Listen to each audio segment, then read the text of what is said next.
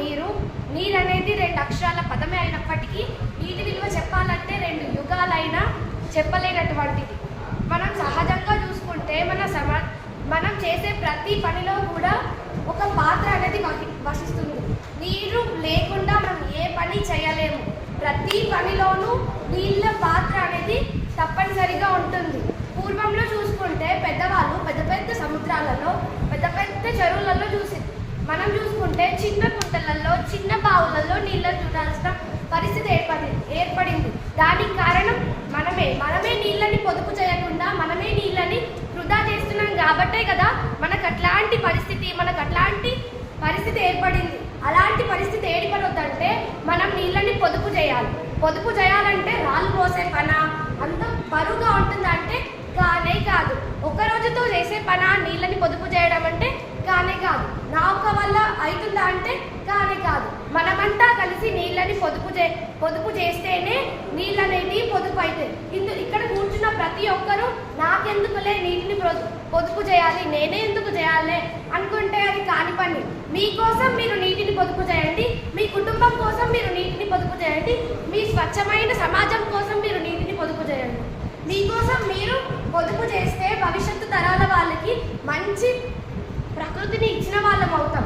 మనం ఎలాగైతే అన్ని సౌకర్యాలని వాడుకుంటున్నామో, ఎలాగైతే అన్ని సౌకర్యాలని ఉపయోగించుకుంటున్నామో, అట్లాగే భవిష్యత్తు తరాల వాళ్ళకి కూడా అలాంటి సౌకర్యం మాత్రమే ఉండాలి అనేది నా ఒక కోరిక.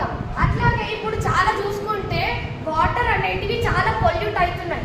ఎందుకంటే పెద్ద పెద్ద ఫ్యాక్టరీస్లలో వచ్చే అంత వేస్టేజ్ మొత్తం వాటర్లోనే కనిపిస్తుంది. అట్లా వాటర్లో ఉన్న లోపల చేప పిల్లలు, చిన్న చిన్న జీవులు అనేటివి చనిపోతూ ఉన్నాయి. అట్లా జీవులు చనిపోతే అసలు చెప్పుకుంటే కొన్ని జాతులు అంతరించిపోతున్నాయేమో నాకు తెలిసి. మేబీ ఒకవేళ మనం ఇట్లాగే నీటిని వృధా చేసుకుంటూ పోతే భవిష్యత్తు తరాల వాళ్ళకి నీటిని అందించిన వారు ఎవరు? మన అమ్మ వాళ్ళు చూసుకుంటే నీళ్ళని ఉచితంగా పొందారు. త్రాగునీరు మనకి ఉచితంగా లభించింది. కానీ ఇప్పుడు మనం బాటిల్కి 20 రూపాయల చొప్పున వాటర్ని కొనుక్కుంటున్నాం. అదే మనం ఇట్లాగే నీటిని వృధా చేసుకుంటూ పోతే భవిష్యత్తు తరాల వాళ్ళు నీటి కోసం యుద్ధాలు చేయవలసి వస్తుంది. అందుకే మనం నీటిని కాపాడుదాం, నీటిని పొదుపు చేసుకుందాం అనేదే నా ఒక్క లక్ష్యం.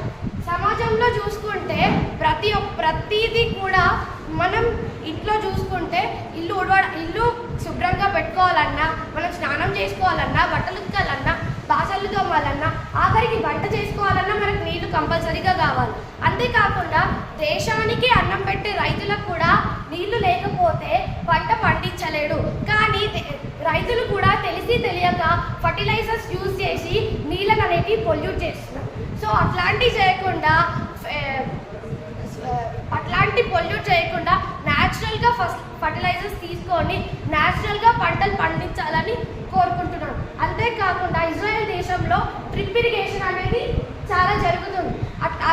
ఆ దేశంలోనే మొదటిగా డ్రిప్ ఇరిగేషన్ అనేది జరిగింది. మన దేశం కూడా డ్రిప్ ఇరిగేషన్ చేస్తే వాటర్ అనేవి ఎక్కువగా వేస్ట్ కాకుండా అవుతాయి. మనం కూడా ఇలాంటి ఫెసిలిటీస్ని అనుభవించిన వాళ్ళం కాబట్టి మనం కూడా మన సొంతమే మనతో పాటు అంతరించిపోవద్దు. ఇలాంటి వచ్చే జనరేషన్కి కూడా వారికి కూడా ఇలాంటి ఫెసిలిటీస్ ఎన్నో కావాలంటే మనం మాత్రం ఎంతో కృషి చేయాల్సిన అవసరం ఉంది. నాతో పాటు మీరందరూ కూడా ఈ రోజు నుంచి నీళ్ళని పొదుపు చేయాలని, నీటిని వృధా చేయొద్దని అనుకుంటున్నాను. నీటిని వృధా చేయొద్దు, నీటిని పొదుపు చేయాలి. నీటిని పొదుపు చేయడం అంటే నీటిని వృధా చేయకపోవడమే. చిన్న చిన్న పనులే మనం ఎంతో పొదుపు చేసిన వాళ్ళం అవుతాం. చిన్న పనులే కేవలం మనం ఇంట్లో ట్యాప్స్ ఆన్ చేసి పోతాం, ఎక్కడో పోతాం, ఆ నీళ్ళు అక్కడనే మనం అక్కాలి. ఆ నీళ్లు వేస్ట్ అయిపోతుంటాయి, మనం ఎక్కడ పోతామో అది గుర్తు కూడా ఉండదు. మనకి ఎప్పుడు నీళ్ళు గుర్తుంటాయి, దాహం అవుతుంటుంది, నీళ్ళు ఉంటాయి, మనకు అప్పుడు గుర్తొస్తాయి. అరే మనం ఇంట్లో బాత్రూంలో ట్యాప్ ఆన్ చేసి పెట్టినాం, ఆ వేస్ట్ పోతూనే ఉన్నాయి, ఇప్పుడు నాకు తాగనీకే నీళ్ళు దొరుకుతాయి, గొంతు మొత్తం ఎండుకపోతుంది. అట్లాంటి సిచ్యువేషన్ ఏర్పడినప్పుడు మనకి నీళ్ళ వాల్యూ అనేది తెలుస్తుంది. రోడ్ మీద పోతున్నాం, ఇప్పుడు చాలా బోర్డ్స్ అయినాయి. రోడ్ సైడ్ బిందె పెడతారు, వాటర్ పోతూనే ఉంటాయి, వాళ్ళు ఎక్కడో పోతారు, ఆ నీళ్లు అక్కడనే పారుతూనే ఉంటాయి. మనం అట్లాంటి సిచ్యువేషన్ మనకు ఎదురైనప్పుడు, అట్లాంటి సిచ్యువేషన్ని మనం చూసినప్పుడు వెళ్ళి బోర్ ఆఫ్ చేయాలి. తప్పు లేదు కదా, నేటి బాలలే రేపటి పౌరులు, మనమే కదా చేయాలి ఇవన్నీ. ఇలాంటివి చేయడం వల్లనే సొసైటీ అనేది బాగుపడుతుంది. మన సమాజంలో మనం మాత్రం సంతోషంగా ఉంటే అది నిజమైన సంతోషం కాదు. మనతో పాటు భవిష్యత్తు తరాల వాళ్ళు కూడా మనలాంటి ఫెసిలిటీస్ అనుభవించాలి. ఇదే నిజమైన సంతోషం. ఈ సంతోషం ఉండాలంటే అన్ని ఫెసిలిటీస్ కావాలి. అన్ని ఫెసిలిటీస్లో నీళ్లు అనేది కూడా ఒక ఫెసిలిటీ.